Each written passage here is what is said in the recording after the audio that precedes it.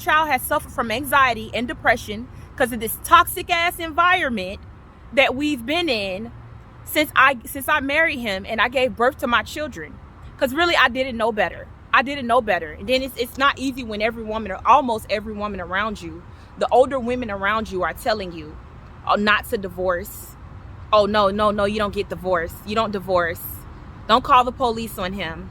It's not easy because then you feel trapped. And that's the only, what do you call it? That's the only little bit of direction that you have.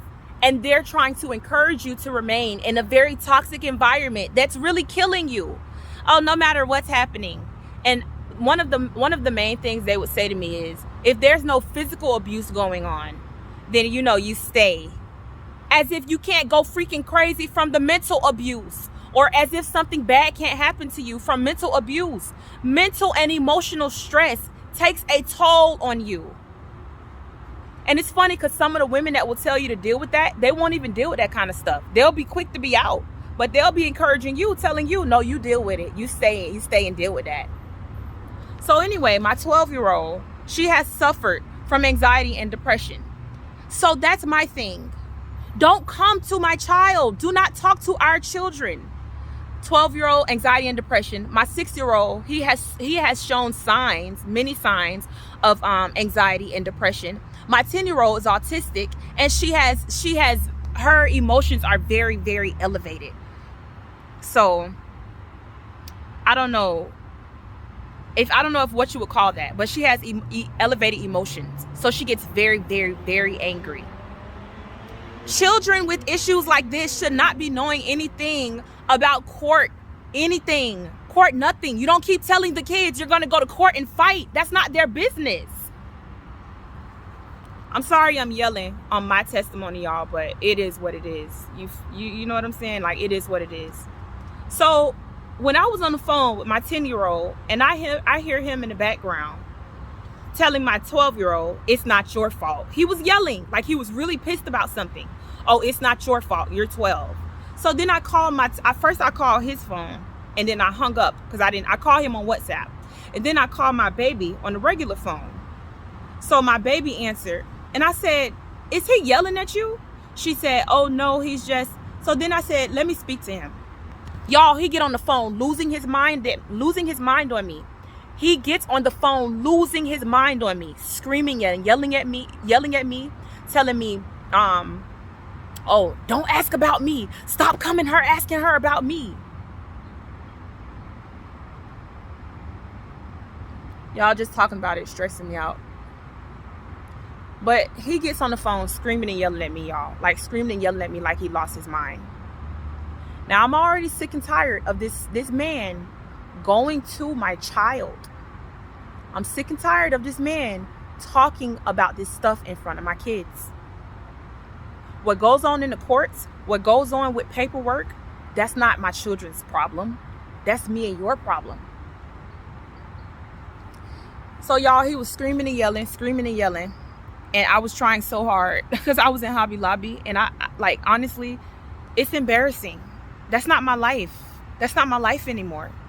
Stressing, screaming, and yelling. That's not my life anymore. I never wanted that crap. Never. I remember our first argument, I wasn't even talking. He was screaming and yelling at me because I felt like it was disrespectful for him to be on the phone with the girl whose tits he told me he had seen. This was a girl who he was so into before we got married. So we got married. I was standing in the kitchen at the stove cooking, y'all. He was laying on the floor in the living room on the phone with the girl. And I tried to tell him. I guess she told him to hold on to something. And so I tried to tell him, like, I feel like that's kind of rude. Why are you on the phone with her if you saw her tits and you had a bad crush on her? Our first argument ever, he told me to go die, bitch. That's what he told me. Our first ever argument. And I wasn't used to screaming because my mom didn't play no raising your voice and screaming and yelling in her house. And you know what I did? I just cried and cried and cried. And I had 13 more years of that crap. 13. So today in Hobby Lobby, in my mind, I was like, this is not my life anymore. This is not my life. I don't have to argue. I don't have to scream. I don't have to embarrass myself anymore. I don't have to go through this crap anymore. This is not my life. And I was trying so hard, y'all. I was trying so hard not to raise my voice. While this man was screaming and yelling at me, I was trying so hard. He was screaming and yelling at me, accusing me of asking my baby about him. This is a man, he was obsessed with me before I left Florida. Obsessed with me. Telling me I'm still his wife. Trying to speak that curse over me. Manipulating me into having sex with him. Trying to play the sad, I'm so sad. You know, it's so hard not being at this house. You and the kids, y'all my family. I've divorced you. I divorced you in November. You still telling me in April that I'm your wife. You still telling me in April how you don't want me to. He told me many times, y'all, he didn't want me to go to Texas. He told me that, and this was after sex. He would say, oh, I don't want you to go to Texas. So he was screaming and yelling at me on the phone, screaming and yelling, and I was trying so hard not to raise my voice. And I was trying to tell him. Like, I didn't ask about you. I don't ever ask about you. I don't think he understands that if it wasn't for my babies, I would not have no communication with him. I wanted the divorce. I'm trying to get away from him. I'm running. I'm trying to get away from him. I'm away in Texas and I don't know nothing about Texas. Trying to start a new life for me and my children. So when he was done screaming and yelling, I broke it down to him the best I could. I don't have to ask about you. He was still trying to talk over me, still trying to scream and yell. And I told you I have a lot of health problems from that marriage, a lot. Even now, he started having heart problems after the divorce, right? He started having heart problems, but I've been having heart problems for 6 years now. Very bad heart problems, and I haven't been to a cardiologist. Well, except for the few times where I was hospitalized. I was hospitalized a couple times and they monitored my heart. One time they monitored my heart overnight when I was pregnant with my son because I had a very bad heart condition. So anyway, I tried to break it down and explain to him. I didn't ask about you. I don't want to know about you. If there was anything, he even sent me a message about a TV show we used to watch together, right? He sent me the link that the TV show had a new series. If I wanted to watch it with him, we would have watched it by now. Cause he's not running from me. I'm running from him. I'm running from that toxic, pessimistic spirit that has literally broken me down to nothing, that has drained the blood out of me, literally, that's drained the life out of me. I don't ask my baby nothing about this man, y'all. I text my kids asking, how are you today? How you feeling, mama? How are you, mommy's man? I call my kids. All I care about is my kids. That's it. I breastfed each one of my children for 24 months each. 2 years each, I breastfed my children. I love my children. I care about my children. Y'all, it's just a mess. And it's funny because this is not the first time that he's accused me of asking about him. This is the first time that he's came at me screaming and yelling about it. So it got to the point where I just hung the phone up on him. And I called the police. I wanted to send the police over there to check on my kids. Because I'm like, you know, my baby already, all of my kids actually struggle with anxiety. Not so much of my 10-year-old. I mean, kinda. Yeah, I would say she does too. But, you know, I was just tired of this crap by this point. And I got off the phone and I made my mind up that I'm going to go back to Florida. And I can guarantee anybody with sense watching this testimony, they're going to be like, that's exactly what he wants. That's what he wants, sis. He want to drag you back. He want to drag you back to Florida so he can try to make everything how it was, so he can keep you in this toxic bubble, keep you in this toxic, nasty, ugly cycle where you never grow, you never become who God has called you to be. That's what he wants. But I'm going to tell y'all one thing. If I do go back to Florida, God is still going to bless me. And me and my children are still going to pack up and come to Texas. God is still, see, that's the thing about God. God is still sitting on the throne. He's sitting on the throne watching all this. And he's watching it. He's like, You put my daughter through all this hell, bro. And you think you just gonna get away with it? I'm bringing my baby out. That's what Yah is saying. Yahuwah is saying he's bringing me out. That's why all this is happening. He's bringing me out. This demonic man shall not rule over me. He shall no longer treat me like his possession. I'm not his property.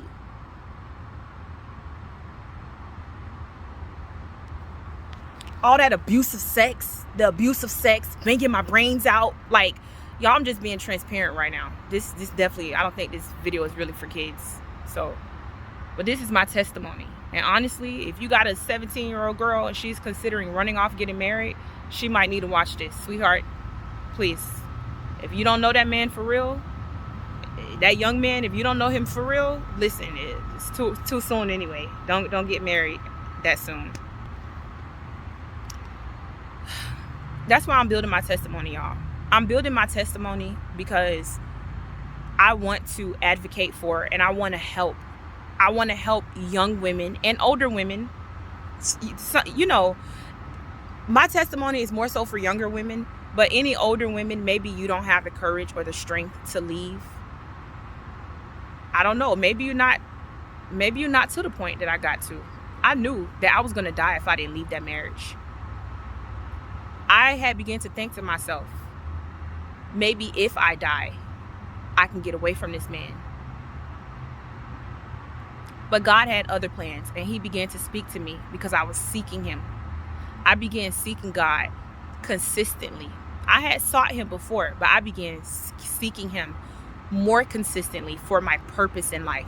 Why was I created? Excuse me. That's what I asked God. Starting March of 2020, I said, why was I created? And all of that in seeking him for my purpose led me away from this man. Because that 13-year marriage, it did nothing but wear me down. Mentally, physically, emotionally.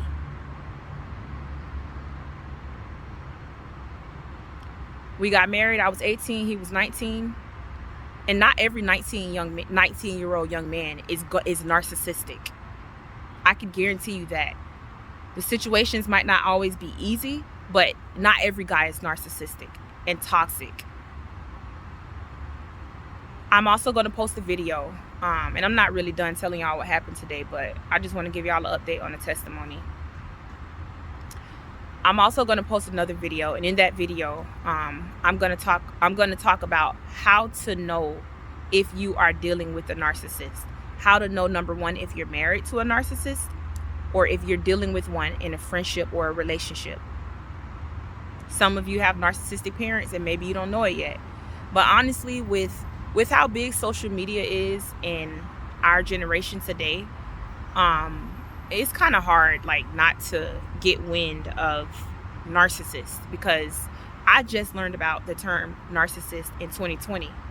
And when I read that list, y'all, and I began to read up on it, I was like, oh my gosh, this is what I've been dealing with. This is what I have been fighting. Not me fighting, but this is what's been fighting my life all these years. This is what's been giving me hell. A narcissist. I never knew that. It's 2023 now. I just found out about the term narcissist in 2020. Because I knew a bunch of stuff was happening to me. It was effed up. It was really messed up. Twisted. I knew a lot of stuff was twisted and dysfunctional, but I didn't know what to call it. I just knew, like, I think I would say toxic. I would always say, I started saying, this is toxic. I have to get out. I tried to divorce my ex-husband in 2019, and I just was stuck. I was still stuck. He pretended to turn over this new leaf, like he was so in love with me. He showed me a side of himself that I had never seen before. This was in 2019.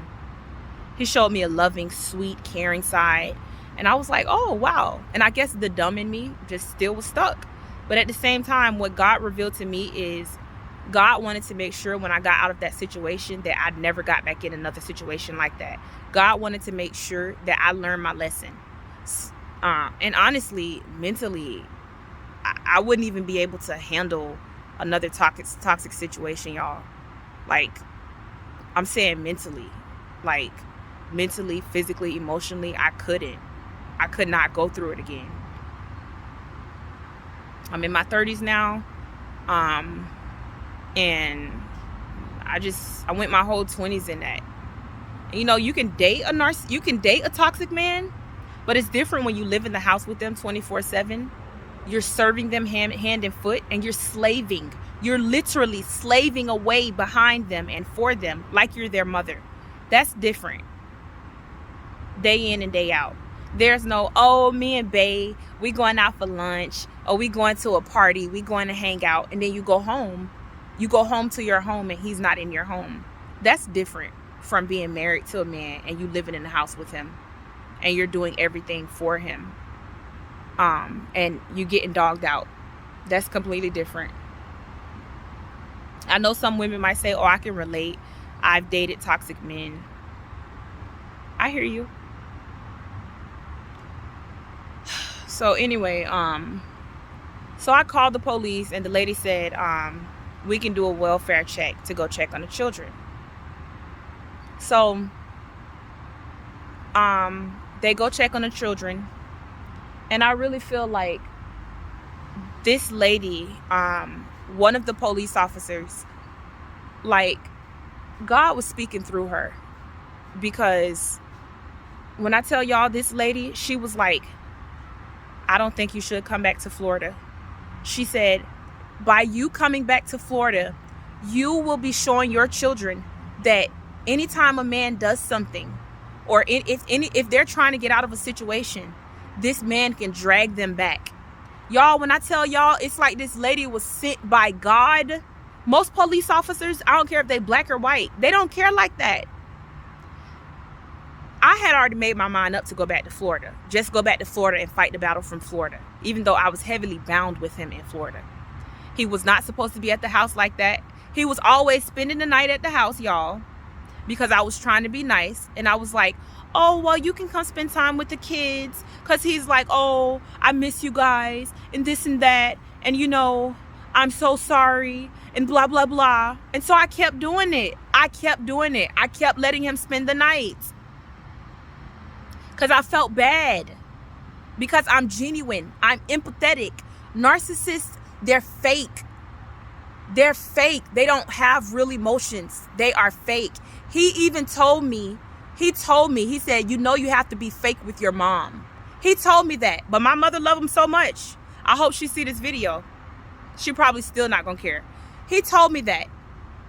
And what I thought to myself is, I can't be like that. I have to be genuine when I'm dealing with people. My interactions have to be meaningful and genuine. I can't deal with somebody on the surface and be fake. So if they dog me out, they dog me out. But I have to be genuine, and I have to be who God created me to be. So anyway, the police go over there to check on my children, right? To do a welfare check. And this lady told me, y'all, and I swear the Holy Spirit was speaking through her. Because my sister in Hamashiach said that was God speaking through that lady. Now, I'm not sure if I'm not going to go back to Florida yet. I'm not sure, because I still feel like, I just want to go back to Florida and wait on specific financial prompt blessings that God has promised he's going to give me and my children. And just be with my babies, y'all, because it's so hard. It's hard not being the mother there for my children. So this lady, she was like, you went to Texas to start a new life for you and your children, right? I said, yes. She said, and I didn't sound this bold and like strong on the phone, y'all, because I was so done.